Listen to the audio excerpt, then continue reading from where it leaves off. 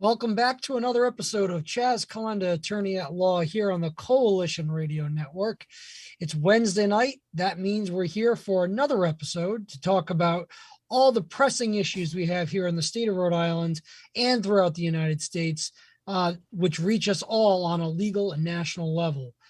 Tonight, we're going to be looking at what happened recently, actually last night, in the state of Rhode Island, the vigorous debate that happened on the floors of the State House to discuss whether or not the governor should continue his executive orders and state of emergency that have been in place for nearly 2 years. The State House, the House of Representatives, the Senate, they invited public comment from anybody who could find the time to get their voices heard about whether or not they believe the governor should, at this point, be given the authority by the General Assembly to continue the state of emergency and his executive orders that accompany it. And boy, was there some outrage coming from that room last night. And we wouldn't know about it if it weren't for one particular individual. That would be, of course, Coalition Radio Network host and station management Pat Ford, who was there to cover the explosive commentary and back and forth that was going on in that room last night. I believe he may have been one of the only, if not the only, media presence in the room that night, filming and covering the actual event, which is shocking to me considering this is a topic of great public interest here in the state of Rhode Island. But Pat, from the bottom of my heart, as a open government transparency advocate here, I thank you for covering that and covering the reactions of our elected representatives in that room and the people who decided to show up and make their voices heard and reporting on it and filming it, so we the people who elected these representatives could see what was going on in that room. So from the bottom of my heart, thank you very much for being a responsible and thorough journalist that you are. Listen, I love what I do. I hope it comes through and it conveys itself. I'm the luckiest guy alive. Thanks to Keyshawn, we have no echoes, right? Lou Gehrig. But I am the luckiest guy alive. I feel like, and this is me talking to you because it's just us, right? I feel like I've been training for this for 20 years. Like everybody in that room last night, I was an activist. I understand the frustration of folks not getting feedback, not being able to engage with their elected leaders. When you go to these meetings, as great as last night was, to a sense, you feel like you're almost talking into an echo chamber. Except last night was a little different, and I'll explain that in a second. But, we've known for a while that we have no accountability from our public officials. We've known for a while that for them, Rhode Island is their own little private Idaho. We've known for a while that they are the true 1%, that they have, other than hopefully a limited amount of their family members getting ill, and hopefully not feeling that type of medical tragedy, because we want all Rhode Island, we pray for all Rhode Islanders to somehow avoid this illness in any way possible. But when it comes to their lifestyle, there have been no salary cutbacks. There have been no wage cuts. There have been no real impingements on the quality of their day-to-day life. In fact, many work from home. And while I've gotten to know in this job and as an activist a lot of the regular folks who run state government, and almost to every one of them, they're wonderful people. Our leaders live a life that I sometimes amusingly refer to, but in the depths of my dark heart, I believe, in a way that's not unlike the Russian apparatchiks, the bureaucrats of Brezhnev-era Soviet Union. They've got astonishingly good benefits. They've got a limited work week. There isn't a great deal of accountability. There doesn't seem to be any limits on salaries. A lot of these folks are making salaries that are 40 to 50% higher than they would for the same job in the dreaded private sector. Yet at the same time, the overall performance of government is atrocious. Now, again, I spent last night and today in the depths, the deepest, darkest depths of what we call Halitosis Hall. And when I call it Halitosis Hall, a guy named Rudy Cheeks, of the Philippe and Jorge comedy team, who are writers and still are writers of some renown, invented nicknames and titles that I could never be that creative. So I always give credit to Rudy Cheeks for this, but it is truly Halitosis Hall. And the Capitol Police, who are so helpful to people like me, the AV people who go out of their ways to make sure that folks like me, when we show up, all right, can actually get our job done. The rank and file that work in that building are great people.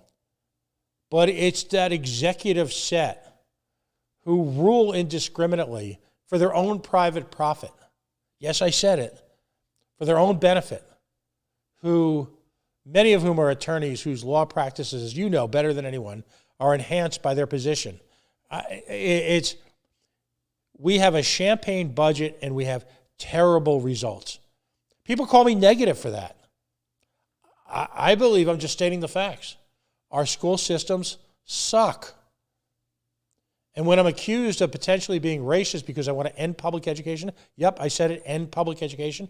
People say to me, well, what about gender equity? What about racial equity? What about what's going to happen to our children in the inner cities? And I say that's exactly why we need to end public education, because for them, it's terrible. There is no equity.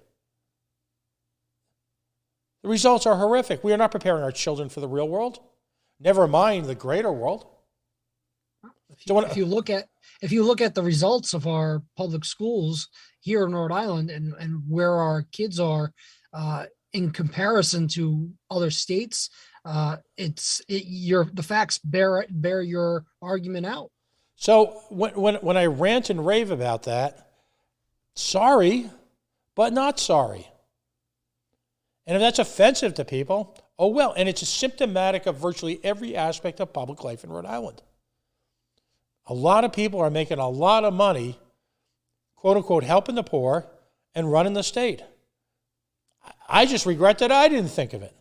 All right, what does that have in regards to last night? The power in that room.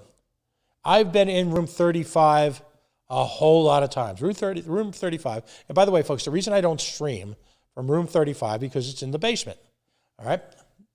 You're just not going to get a clear digital signal. So I tape and we put it out afterwards. We spend hours trying to do clips to give you not only the big picture, but salient information. But there was power. People were preaching. People were testifying. Last night, hundreds of Rhode Islanders took the time to show up, call in, and essentially say no mas. No mas, no more.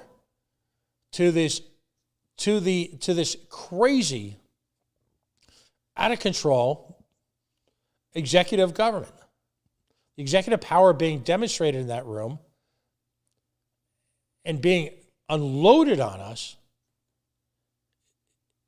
it's astonishing.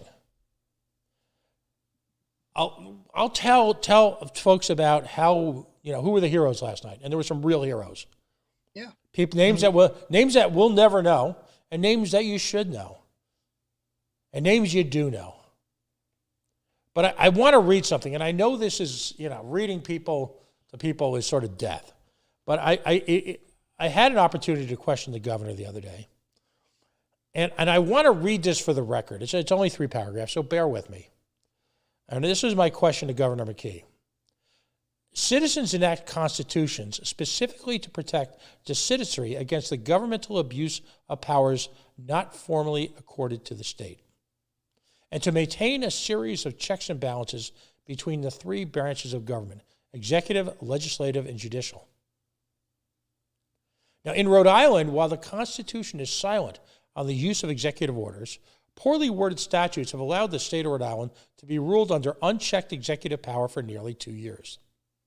There's something called the non-delegation doctrine, which is under separation of powers, a critical concept in Rhode Island that a generation before us fought exhaustively for years. The non-delegation doctrine under the separation of powers requires that there be sufficient safeguards against administrative use of said delegated powers. And an example of that I cited is the Rhode Island Department of Health, which continues to use arbitrary, ever-changing regulations in acting as an unelected yet fully weaponized body of government. So my question to the governor was this: why would citizens continue to support Rhode Island government when you're in administration in conjunction with a General Assembly that has clearly abdicated its duty of legislative oversight of the executive branch, has simply chosen to ignore the civil liberties of thousands who have said enough? It's time to learn to live with COVID, not have either COVID, right? Hey, is that a term? It's gonna be. It's gonna be government. Let's take a vote. Who rules that is officially a term? Everyone raise your eyes. Yay. Yay. Either government control their lives. Enough. And that was what you heard from a lot of regular folks. Now, in that room, if you're a regular denizen of Halitosis Hall, as am I, and you go down into the deep basement of Mortar, as often do I, listen, my Wi-Fi picks up right away. I know where the snack machine is, and I know where bathrooms are on 3 floors. For a middle-aged guy, that's pretty much everything. All right? All right? And yes, you should see me before I have that Snickers bar. All right? So, and the damn, anyway. What wasn't heard last night was the voices of people like me, for whom dulcet tones are familiar, astonishingly enough. But it was the every man and every woman who called, who were articulate, on point, consistent, and right, and pissed. You know, Chaz, you and I live in this bubble, I call it. You've heard me refer to this before. You and I live in this bubble. And we sometimes forget that there are hundreds of thousands of Rhode Islanders who, like us, quite frankly, are working crazy hours. They've got young children, a lot of responsibilities, for whom, and I say this with profound respect, for whom day-to-day life is really a question of a survival. One more day. And they don't have the time or the luxury to be as involved as, say, folks like you and I have found ourselves. So it is our duty, our responsibility to represent them in any way we can. Not represent us, but represent the greater them. I think some of us do a fairly good job of it. But what happened last night was like a dam broke. An absolute dam broke. A gusher of emotion and frustration and pain and exhaustion. And it's out there. A lot of us were starting to give up a little bit. Sure. We remain convinced that people felt strongly about it. I don't think we realized how strongly people felt. I don't think we do. Do you think that the representatives in that room were feeling that pushback that you're referring to, that dam breaking? Shaken to their core. Shaken to their core. All right. The only token opposition to that was Teresa Tanzi, who continued to try to put Blake Filippi on the hot seat as to the relevance of the conversation he was having. The two legislative superstars, as I felt last night, all right, there were two of them. The most obvious, of course, was Blake Filippi. Mm-hmm. Now, anyone who's ever had the opportunity to speak with Blake in person, or perhaps seen him remotely, perhaps seen him interviewed, first of all, don't underestimate the legal brilliance of Blake Filippi. Blake Filippi served on the board of something called the 10th Amendment Center, which is an internationally recognized organization that talks about the 10th Amendment, which is, of course, focused largely on state powers. And So he's extremely articulate. He knows the material cold. He's a gentleman who's practiced law at a very high level, and it shows. And quite frankly, I think the word I used when we spoke briefly this afternoon was he was parrying with her. A better word would be toying. All right? Because in the Battle of Wits last night, Teresa Tanzi entered the field of warfare dangerously unarmed. Right? Wow. It was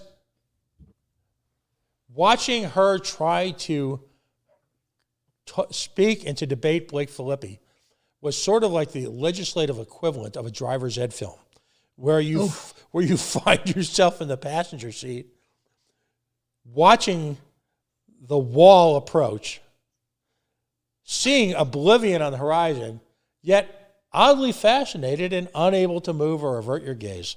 Right? Now tell us how you really feel, Pat. I mean, my God. Oh my God. Because that's all she could do.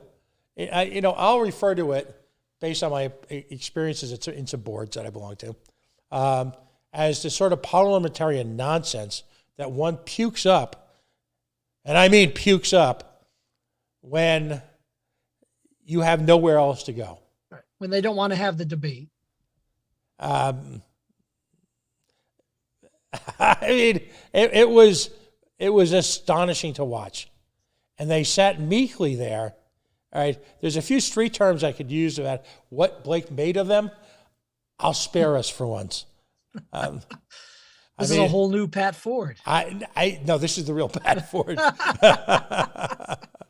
Now, so Blake was Blake, and it was just amusing to watch, because the cat and mouse. You know when the cat plays with the mouse and just tosses the mouse around a little bit with a ball, with a little bit of yarn? That's what was going on there. That's almost embarrassing, to the point that there's a sitting state representative being toyed with to that level. The second more surprising, and when I say this, I want to be very careful. Brian Newberry is a smart, sophisticated attorney who is very, very strong on civics, government. Typically, he's been a lot quieter. He's not, I don't want this to seem negative at all. He's not a flashy guy. Very, very smart. Don't ever underestimate Brian Newberry's horsepower. Brian Newberry was on fire last night. The pair of them, it was quite honestly a sight to behold. It's reminiscent of 1980s steel cage death matches, and the two of them were just. What's the move when they jump up on the rope? Somebody help me with this, and together, and just that's what it was like. The flying elbow smash off the top rope. I knew you would know that. And that's what it was like. Now, the evening opened up, and forget the voice. The voice is a little shot at this point. The evening opened up with, as is always the case, the cognoscenti, the expert witnesses, the hoi polloi, if you will, of Rhode Island state government. And there are a lot of people who object to that. And I don't.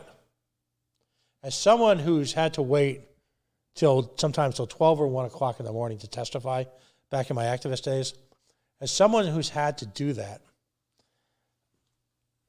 I find it to my advantage. Because number one, when I testify, it's to the camera. It's not to the people sitting in front of me. I don't think I can change their opinions. It's going to be brute electoral force and the voice of the people that's going to force them to acknowledge the intellectual superiority of the other opinions. But it allows you to sit back and hear all their arguments. Mm-hmm. A few years back, it was the annual rite of passage, the soda tax bill. And people should know that I loathe the concept of the soda tax because it's built on lies. And Big Soda was there, and then there was Little Soda. And of course, someone whose family I have great respect for, an individual I have great respect for, is John Zambato at the legendary Yacht Club Soda Company. So I always feel like when I'm there, I'm on a personal mission for him. And one of the representatives, I think it was the Heart Association, got up and spun the big lie, which was that in Philadelphia, when the soda tax was enacted, soda sales went down 50%. So, you got 45 minutes or an hour to kill. I already kind of knew the answer, but through the miracle of Google, I verified it. So finally came my time to speak. I pointed out the big lie, and I use the L word, the lie word. Sometimes I say prevaricate, but very often I just like to throw the lie word out there. Soda sales hadn't gone down by 50% overall. The suburbs directly outside of Philadelphia experienced a compensating increase in sales, which of course costs inner city businesses, which in the case of Philadelphia are primarily minority owned, a great deal of money. It's a profit factor that allows you just to keep the doors open. So I got to ask the head of the Heart Association and a variety of members of the Solons, the wise men, if you will, our spiritual leaders at Halitosis Hall. I didn't know you guys were, I know you guys were anti-small business, but I didn't know you guys were racist as well. All that money that you cost folks in the majority community that contributes or constitutes most of Philadelphia business, I'm shocked and I'm appalled. You certainly aren't going to try to do the same thing to inner city urban core entrepreneurs for whom soda and other associated beverages constitute a significant part of the income they need to keep their doors open. You're not racist like they are you? Sort of like the equivalent of the legal question of when did you stop beating your wife? You've seen a trend here, right? So, yes. So anyway, the people that opened up the conversation were, of course, what I call the usual suspects. And Angelica Infante Green was there, the head of the school department. Now, again, I'm around these people to we all get along. We're friendly, polite. But her entire objection, and this is where I want you to come in, her entire raison d'être, there you go. Boy, did I just butcher that. But the reason for being was because of their ability to hire retired teachers because of in the crazy patchwork quilt of laws that constitutes Rhode Island. You've got this whole, you're a retiree, but you can't work again because you're double dipping. How's it up? God forbid we just hire people on their skills, right? And the need we can't do that. The need to have them work for us because there is now, shockingly, a shortage of substitute teachers here in the state. And we have teachers going down for a week or two with the dread COVID or the ill or the flu or whatever it is. We got a situation. So that's the reason why you suspend civil liberties in the state and radically redraw the relationship between the executive and the legislative branch, right? Doesn't that seem... Now, my question to you, Counselor, and the question raised by the legal team of Filippi and Newberry was, I don't know, can't we just change that by statute? Can't we just change that by statute? Yes, you can. Yes. 100%. That's the way it's supposed to work. Right. That's how our government is set up. The legislature makes the laws. The executive branch does not make the laws. They enforce the laws. And why hasn't the government, the General Assembly in this case, who've been, by the way, confirming judges, magistrate, patronage positions, department heads, considering bills, all sorts. I looked through probably 50 different bills that have been introduced into the House and the Senate. They're conducting regular business. Why can't they go now and conduct regular business on a regular basis? Why do they need to invoke the emergency statute that gives the governor all this ability to do this, to do these suspension of civil liberties when the General Assembly is functioning just fine, relatively speaking? You think? And that's the only reason she had. There was no other reason that she could proffer, as it were. And I'm sitting here going, because that's all she had. Well, what else can she say? What else can she say? I mean, she's obviously interested in the area that, her so-called expertise comes from. And she's seeing, this from a, I don't know if it's just a dollars and cents perspective, but from a difficulty perspective of having schools do their job. I don't know, but I mean, what else can she say to justify extending, quote, 2 weeks to flatten the curve to now over 2 years? I don't know. I don't know what else she could say. I mean, she's got to say something that's fair, somewhat cogent, but I don't know that she ever even made that point. No. And because there is no point to be made. They just have nothing to say. So then we went to the Department of Health. And a guy who I like, and here's the thing, what happens is you spend too much time in the building. You're like me. You like everybody. All right? You just do. You got to get along with people. Right. You just do. So I like these people, even though some of them are thieving bastards. But a guy that I genuinely like is a guy named Neil Heitman. Forgive me if I mispronounce his name. I met him years ago when he was a campaign manager for Ken Block. Now he's a spokesman or one of the honchos at your and mine, Rhode Island Department of Health. All right? Oof. Not a good look for him last night. Grotesquely misstated numbers. Just wasn't in touch with reality. It just struck a lot of us that he was just making shit up.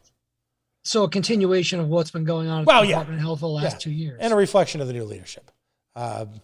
Because nothing says winging it like Dr. McDonald does it. Oh, I am still reeling from the shock that he's been promoted to interim director, given his less than impressive, and I'm being generous, less than impressive testimony at the parents' mask case in front of Judge Lanphier. Because, I mean, if he was my witness, I probably would have withdrawn my case.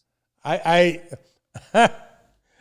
think we referred to it during last week's stellar questioning by your representative of the Coalition Radio Network at the governor's press conference, introducing him as the titular head of your Rhode Island Department of Health, as just off the lying tour of 2021. Fresh from his appearance in lying in Superior Court, you've got Jim McDonald, the clown prince of the Rhode Island Department of Health. And that's not an exaggeration. Here's a guy who admitted on the stand he did not even bother to look at studies that did not comport with his own opinion. I mean, how that man was allowed to testify as an expert without being an actual expert. So I'm saying that not to diminish his credentials, but I'm saying that as somebody who's going to testify as an expert in a case needs to be aware of all, or at least a vast majority of studies that are going on in the field that they hold themselves out as being an expert in, so they can offer expert opinions on whether or not that study is valid, what their rebuttals are, if any, or whether or not that study is actually something that we really need to consider. And he admitted he didn't do it. That alone should have disqualified him. I could only assume that they want him in there because he is a complete toady. That's spelled Toady, toady. How's that? Have you heard that the toady card been played lately? Not lately. Not lately. I'll give you that one. That was a good one. How would you define toady? I would say as someone who's obsequious in his utter adulation of someone in power whose willingness to be a coat hanger, there's a 1950s term for you, a coat hanger for said politician, is only obscured by his blatant desire to somehow be meaningful.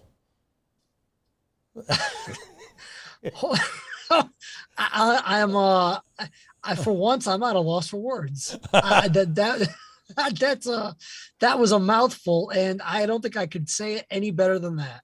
And by the way, coat hanger is an old term that goes back to 50s politicians. And a coat hanger is someone who would follow a politician around, all right, and literally, when it came time to come in, he would take the coat off so that the politician could gracefully lurch right into the heart of the conversations or the meeting or the matters at hand.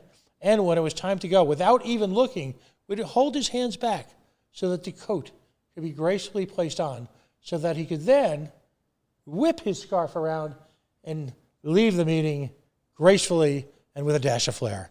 The coat hanger is slathering, if you will, approval, marching closely behind him. Accidents, of course, would occur if said politician stopped too quickly because the nose of said doctor would be firmly up said politician's ass within moments. All right? So, so this is what transpires for leadership. Again, I'm going to call it now the law firm of Blake Filippi and Brian Newberry, because it was rat-a-tat-tat-tat-tat last night. And just sorely needed. But in this environment. What was also impressive is they also knew when just to get out of the way and let the people talk. Right. And other winners, Rick Southwell got up there and just, I mean, my eyes were watering, the flames that were coming out there. And I don't think, I'll tell you what they weren't prepared for. When folks like Rich got up there and delivered, what was palpable in the room was the pure human emotion. These are people who had waited, in some case, 2 years to get up and have their say. And boy, they said it. You know, Matt Allen of WPRO fame, noon to 3 o'clock on AM 630. Always a great listen. All right? He talked about it, you know, as someone who was watching. If you were in the room, and Matt, by the way, gives great coverage of this. A lot of common sense arguments. Listen to his show. But if you were in that room, you felt the fire. And Matt sensed that. You felt the fire.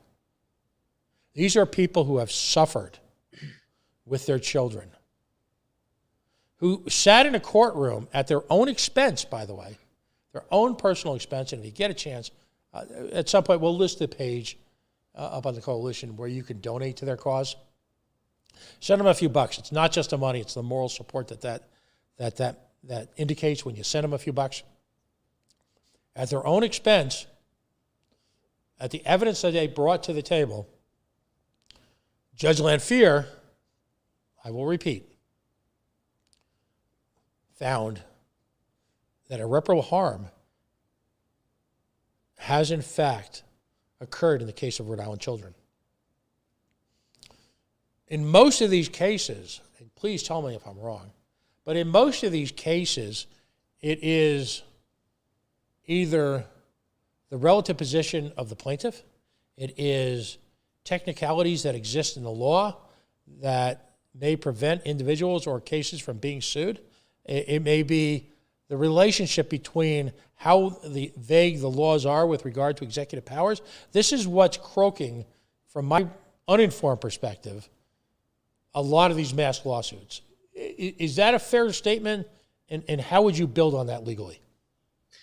Absolutely, that is a fair statement, because I think one of the part of your question that you posed to the governor the other night that I don't recall seeing a answer to, but was exactly that, is some of this is the result of poorly worded statutes, vaguely worded statutes, which don't really rein in any sort of abuse that could take place. And the General Assembly has the opportunity to do that. They have the opportunity to do that if they're listening to their constituents and not their special interest groups. And quite frankly, the missing party, I don't know if missing is the right word, but the party that could be doing something about it if the General Assembly continues to sit around and do nothing about it, the Attorney General has not only not done anything about it, he's actively fought against it. And I think you're right, Pat, when you talk about people, in some cases having 2 years of pent up frustration, hurt, anger, the feeling that they're not being heard. I experience this on a daily basis. People have been calling me since the state of emergency was declared by Governor Raimondo in March of 2020 about these exact same issues. The restrictions, the onerous business restrictions, the onerous restrictions in schools. And they have tried calling their representatives and their senators to no avail. They have tried calling the Attorney General to no avail. They have tried calling the governor's office to no avail. No one is listening to them. They're going to their school committees. Their school committees are shutting them out. They're having people arrested. Because they're not wearing masks at a school committee, or because they get a little too rambunctious, a little too loud at a school committee meeting. This last night is, I believe, hopefully the culmination of the tide potentially turning on this subject, because to me, I've seen it cut across partisan lines. I've cut it. This is not an issue necessarily from the people's perspective that they're looking at from a partisan perspective. They're looking at it as far as, this has hurt my kids. And when you mess with my kids, you're messing with me. And you know what? I don't really care if I voted for you in the past or if I voted for your party in the past. You're not listening to me, and that's just not going to fly with me. And I'm going to let you have it at this point. And we got the old saying, throw the bums out. You know what? That to me sounds like we're inching closer and closer to that with every day that goes by, that the government has been less than receptive to their constituents. Another superhero, as far as last night goes, a name you might not know, is a woman by the name of Lori Gaddis Barrett. I know Lori, and I think quite highly of her. Yes. She is turning out to be a phenomenon. Her organizational skills, her ability to give the encouragement, the support to people who need, who are looking for a voice. A lot of folks aren't comfortable in that environment.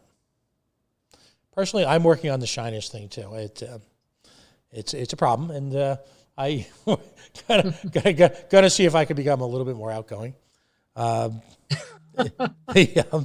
But Lori just, first of all, she makes the phone calls. Listen, if you want a great forum to call during the day, when coalition shows aren't on, by the way, again, she'll call Maddie Allen. She puts the word out there. She gets people engaged, understanding that the battles that we need to have happen are going to take place at the school board level, the town council level, and meetings like last night. Understanding that the school board battles and the town council battles are just as, if not more important. Because as you're aware, so much of this policy is set at a local level. Yes. So where you're going to, and quite frankly, a lot of self-interested folks have reigned supreme. Now, I'm not knocking all the people. There's a lot of people who do yeoman's work, on these boards. Being on these boards is is no treat. You're making decisions that by definition people are going to disagree with. You're going to be villainized in some cases. You're going to be a source of controversy. And you're also going to engage in long hours. You just are. And, so there's a lot of well-meaning, hardworking people. But there's also a lot of people who are overtly attempting to hijack and have hijacked those school boards. All right? And it's unfortunate because what happens is that's where, quite frankly, a lot of the sausage gets made. All right? A lot of the sausage gets made. And let's talk about school boards like Barrington. Let's talk about the Barrington 3 for just a second. Got a couple things coming up. Let's talk about them next week. But, in the case of the Barrington 3, you had a school board arbitrarily set on their own a vaccine mandate. And 3 women have decided not to comply and have ultimately lost their jobs because of it. Now, there is some due process going on. Then we'll talk about next week. But that organization, in and of itself, decided that they were going to interfere with the lives of their teachers. None of these regulations were in place when their employment contract started for that year. And it's based really on no science. And these are 3 exceptional teachers, well documented. They made the decision. There's a guy on that board by the name of Patrick McCran. I hope I got the name right. Originally on board with the vaccine mandate. Had the cojones, the balls, to say, you know what? When push came to shove as far as the teachers, I'm going to vote a different way. I see things differently. I've had conversations with people. I've done research. I feel this is wrong. And I'm putting words in his mouth to a degree. I'll let him at some point, when this is all over, I'm going to ask him to go on the record. But that's my takeaway. Those are the type of small-town heroes, forgive me, I won't break into I need a hero, right? But those are the type of people on a town-by-town basis that do the really hard work and are willing to change their minds in the face of additional information. How often do you see that? Never. No. Never, ever. And I saw the video of the termination hearing from the Barrington Town Council, and I saw his consternation with what was about to be done, which was preordained in that hearing. But I saw him struggling with that decision, and I respect people who can say, you know what, yeah, I did vote for that policy originally, but I have done my own internal searching, my own soul searching to determine whether or not what we're doing here is right. And I've come to a different conclusion tonight. And, if that's indeed how he felt, he should be praised for that, because it doesn't happen anymore. No. But we need more Patrick McCrans. Folks, now we're approaching the time of year where in a number of municipalities, not all, but a number of municipalities, a number of school boards, a number of water boards, a number of town councils, a number of harbor organizations, they're all over the place, are going to be up for election or appointment. Listen, I'm not going to mince words. A lot of these boards require a lot of work. But it's time for communities to step up and take back control of their own destinies. Does that 100%? Now, when I say destinies, does that sound a little exaggerated? No. It's not exaggerated in this situation. Your school board will have more impact on the life of your family than the General Assembly, the governor, any of them. More than the President of the United States. Yeah. It's right there. Make government local again. Take back what is rightfully yours. On one hand, you'll see the complexity of some of these decisions. And you'll say to yourself, all right, maybe some of these people I have a little bit more appreciation of or a little bit more understanding. But at the same point,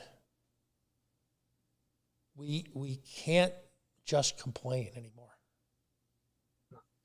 And that's been the biggest problem in my view of Rhode Island in recent history, is that you have a lot of people who feel the same way that you're talking about, that I'm talking about tonight, Pat. That I have taken to social media or whatever platform that they may have and complain. They said we need to change things. Things in Rhode Island are not working for me, but have not been willing to step up and do what needs to be done to make that change. Take back their government. Take back the we the people part of our government. And I think what we're seeing now, with the help of people like Lori, like we were talking about before, we're seeing now is a mobilized and organized effort to help people who ordinarily would not want to be involved in this for various reasons. Personal, they're time consuming, they're difficult, like you were talking about. But we're seeing people saying, listen, if I can't do anything, I can't change anything by simply complaining. I got to do something about it. And that's the reason I'm running for Attorney General, Pat. It's the reason why a lot of people are running for the positions that they're running for, is because the last 2 years, they have seen it. They have seen enough. And I am hopeful, not just for myself. I'm hopeful for the state, because the state needs it.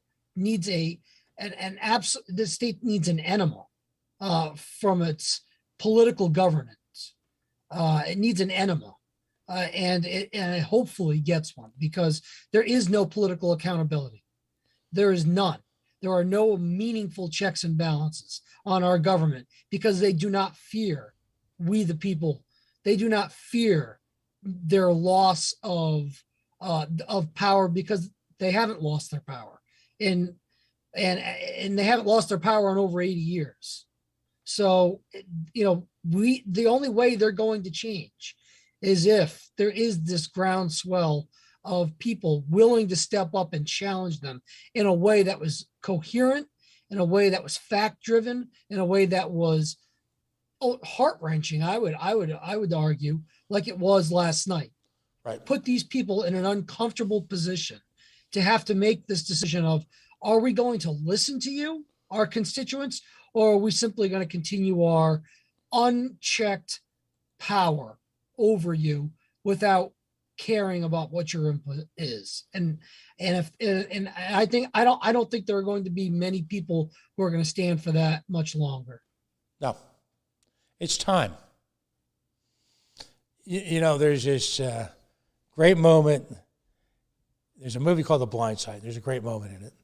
And this is the movie where, the young man who comes from a difficult background, a young man, a black young man, African-American, and he goes to live in a White House, and he plays at a really nice school, and he plays football, and he ended up playing, I guess, football for the Baltimore Ravens, I believe it was, Michael Oker. And there's this funny scene, but it's poignant all the time at the same time. And the quote is, what's happening in the game is that Michael is a giant, but he's a gentle giant. And all of a sudden, a statement that his adopted mom and the coach say to him about protecting his family that just turns on that just turns on that fierce protective instinct. And literally someone who is torturing him on the football field, he blocks him out of the stadium. And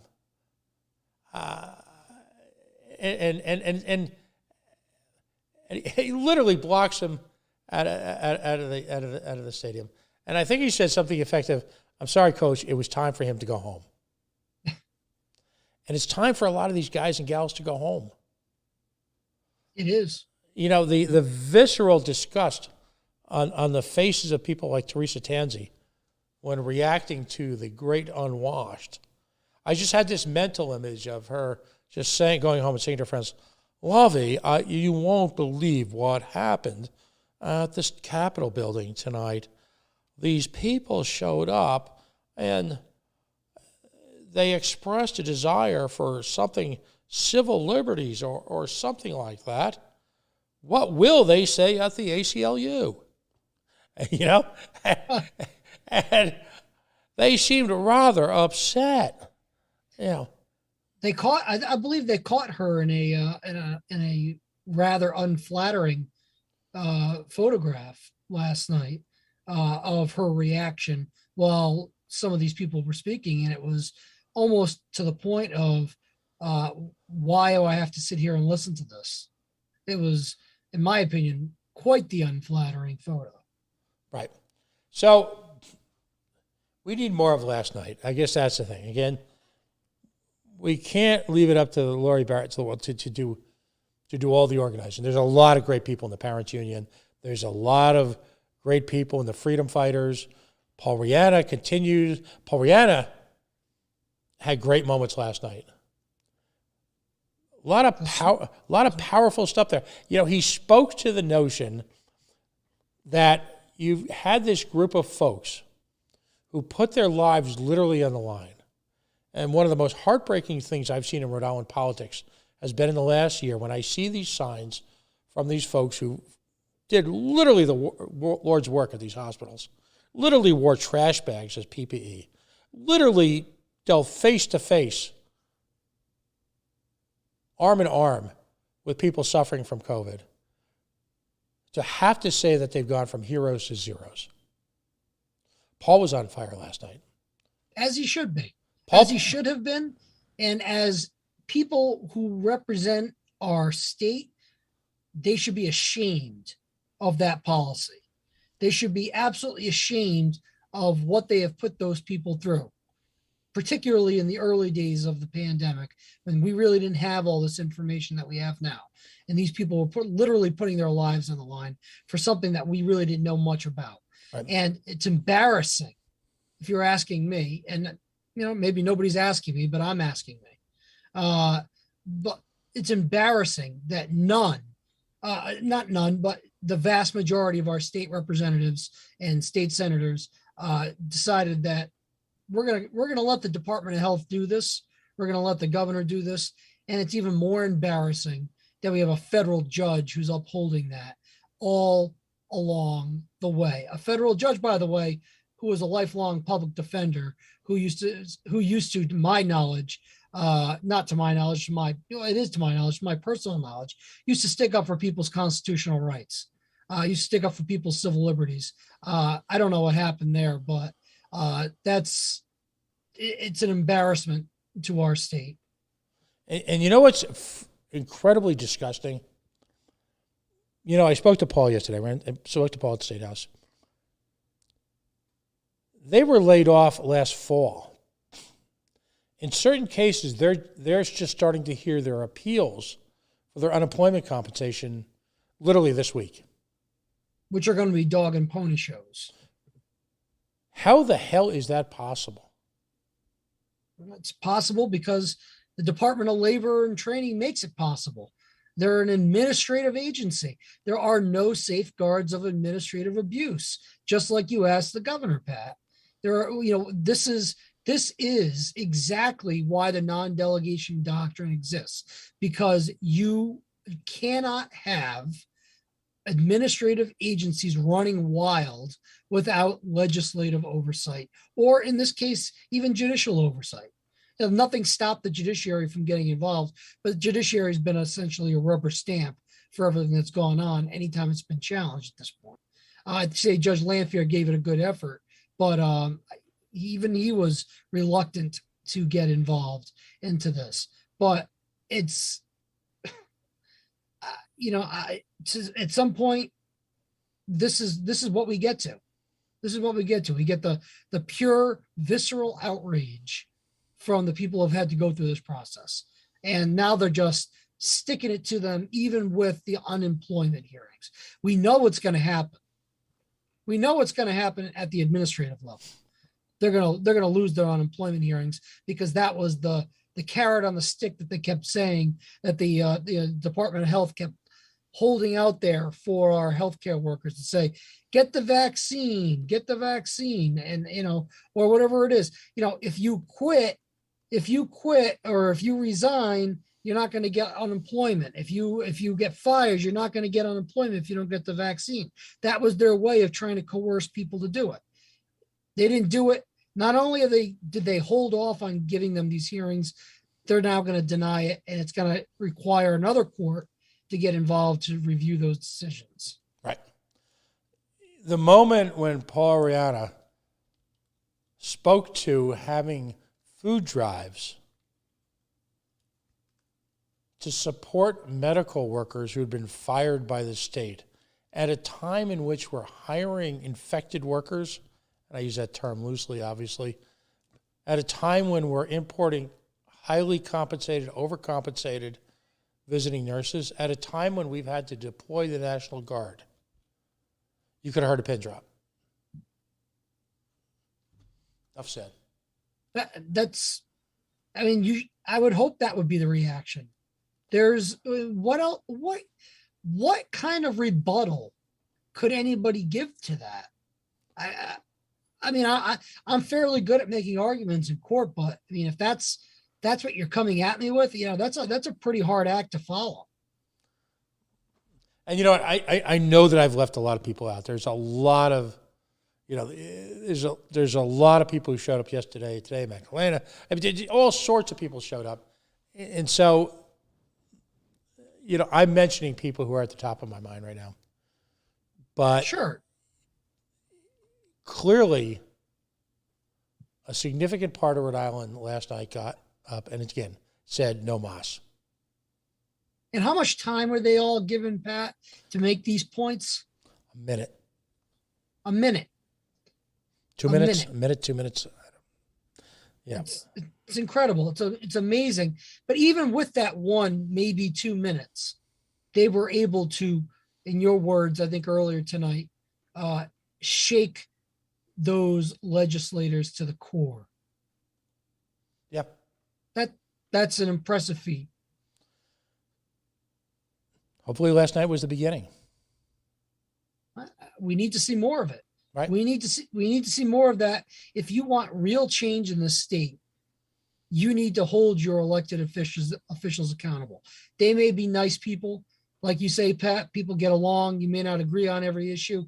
We may not all see things the same way, nor should we. We should always have a healthy, robust debate on these types of issues.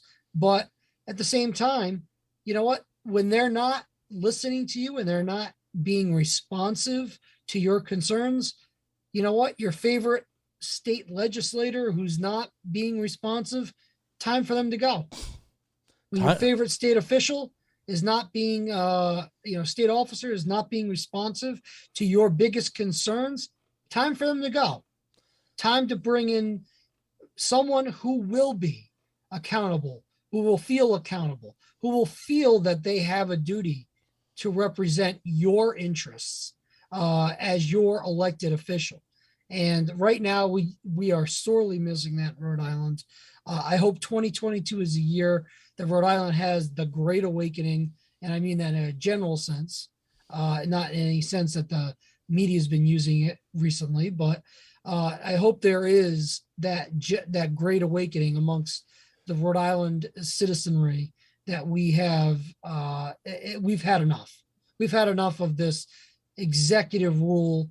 We are not in a monarchy. We are not in any sort of top-down, you do what you're told ruling type of state. This is not North Korea. This is not any one of those types of dictatorships where we all have to sit here and take it under the penalty of we lose our livelihoods. Mm-hmm. And it's embarrassing, the lack of action of many of our leadership, so-called leaders of our government, that they have done absolutely nothing to take action to fix this. Well, at a moment like this, I say, bring us home. Well, it's been, I think this is an issue that needed to be brought to everybody's attention. Not that it wasn't. It's been, and thank you again, Pat, to you for making this the issue that made the top of the coalition radio's top list of their priorities, because it wasn't the priority of a lot of other news organizations to make sure that this was properly covered. So it really brought an inside perspective to the regular folks who couldn't take the time out of their, who weren't able to, for very valid reasons, weren't able to call in or write in or give in-person testimony. This really brought an inside perspective to that, and I think people needed to see it. And I think you did a great service to the people of Rhode Island by covering this. And I truly thank you as somebody who was very supportive of having as transparent a government as possible. So I'm glad we could cover this topic on Chaz Calenda, Attorney at Law, episode 26, We the People. And I hope we the people will continue to try to hold our elected officials accountable. If I could throw in one shameless plug here. Of course. If people listen to this week, if you could, we have to get back to work on blowing up our social media. So as a favor, if you haven't liked our page, it's facebook.com/The Coalition Radio. If you go to my page, Pat Ford or ours, you'll see our link tree. And, we've got a YouTube page that I would ask you to take a moment, to follow. Follow us on Twitter at Coalition_Radio. I apologize. On Twitter, I can't follow people back right now because I like to follow. I have thousands of people, and I guess I'm at my limit. But I will try to follow all my folks who follow us. It's critically important to us, and I'll say why. We don't have the budget of the big networks. And I went off a little bit yesterday, Chaz. I think you saw my post on my frustration on the lack of coverage. I want to point out to folks something interesting, a little trivia here that people may not be aware of. The reason why you have an NBC and a CBS and an ABC on television is largely the companies that started those networks were granted the use of our airwaves. The airwaves belong to the public. They don't belong to a corporation. They are licensed. And the value of these airwaves, obviously, as technology has blown up, are priceless.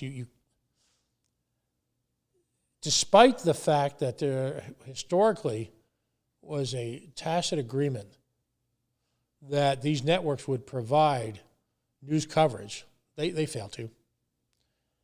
Both at any level, on a local level or a national level. And yet they reap billions, untold billions. Well, that's not going to change anytime soon. So the one thing that you can do to help independent media is it'd be great if you bought a T-shirt. It'd be great, if and please, by the way, let me just make this case. This is actually very important to us. Dave LeVake from Brood Awakenings has provided a home for virtually everyone in what I'll call the liberty community. People who support civil rights, people who support civil liberties, people who support the rights of the individual, people who support our Constitution, people who support natural rights according to Dave LeVake has gone out of his way to provide a home for fundraisers, and I'm just not saying political ones. One of the nicest fundraisers I attended was something called Hope for Haiti at one of Dave's locations. Yacht Club Soda is a sponsor here. Greatest soda in the world. For that alone, you should buy the damn soda. Don't buy the refinery soda. But that family does amazing things for the community. Gracious in their time and their support. These are people who quite frankly, given the polarization of today's politics, invite a great deal of public pressure on their businesses, their personal businesses, by helping members of the community. We need to support them. Go buy some Yacht Club soda this week. Enjoy the greatest root beer on the planet. If you're in Warwick or Cranston, you see Dave's spots, Brewed Awakenings, swing by. In Warwick, on Bald Hill Road, they even have a drive-through now. Absolutely. Don't go to Dunkies. Come on. What has Dunkin' Donuts done for the community that you live in recently? No secret. I'm older. Middle age is here, maybe a little more. It's tough as you get older to make new friends, right? Certainly. Chaz, you're a friend. Dave LeVrake's a friend. John Scambato's a friend. Anna Roque's a friend. Lori Matters Garrett's a friend. Meg Potter's a friend. Support this entire community. Rich Southwell, understated Italian, brilliant man. He's a friend. These are all people working not just for their own self-interest, but on your behalf. Whatever they're doing, support them. Find members of our community. Support them. Crystal, who has done yeoman's work in terms of advocating for families whose children are forced to mask. Listen, if I missed anybody, I apologize, because I could go on for a couple hours with this. But this is a time of crisis, and there are individuals stepping up in the community. Everyone I've met in this community has superpowers. It's just a question of figuring out what they are and harnessing them. And lots of people play different roles. Organizer, maybe you're comfortable being that public face, maybe you're not. I met a couple of wonderful women last night, both of whom, it's funny, I'd never met each other. They're both mechanical engineers. Wonk heaven, have done exhaustive research on their own. By the way, last night, just as an aside, I had the spectacle of seeing a state house representative question the work integrity of a mechanical engineer who has a PhD from the University of Massachusetts. Are you kidding me? May I ask what the qualifications of said representatives were to question those credentials? I think he's like a chiropractor or a dentist or some crap. See. Which, God bless you, but stay in your lane. Right. I probably am guilty of that too. I pretend to be a lawyer every week on this show. But anyway, that shameless plug went a lot longer than I intended it to. But needed to be said, and I couldn't echo that any better than you just said it, Pat. These people need to be supported, and I absolutely advocate supporting the independent journalism that you're doing here on the Coalition Radio Network. I've bought myself a Coalition hoodie. I bought myself the infamous Buddy Cianci t-shirt. I wear them proudly. I just not only show support for the Coalition Radio Network, but also its interesting sense of humor. Their excellent, interesting sense of humor that they represent. So we need more independent journalism to be supported here in Rhode Island, because we really have very little of it. So once again, Pat, I thank you for what you're doing here. I thank the people that you mentioned for going out of their way and taking their time, their valuable time, in helping us achieve what needs to be done in this state, which is wholesale change, wholesale accountability on a statewide and local level. And with that, we are coming to the end of the show tonight, going to do my shameless plug, which will be somewhat shorter than yours. But my shameless plug is, as all of you already know, I'm running to be the next Attorney General of the state of Rhode Island. I'm running to replace our non-responsive, no-show Peter Nerona as our Attorney General, who will be your advocate, to make sure that your rights and liberties are protected under our state law and our state constitution. You can find out more about me not only by watching us here at Chaz Calenda, attorney at law on the Coalition Radio Network. You can find out more about me on my website, my campaign website, Chas, CHAS, the number 4AG.com. You can also go on my Twitter page at Charles Calenda.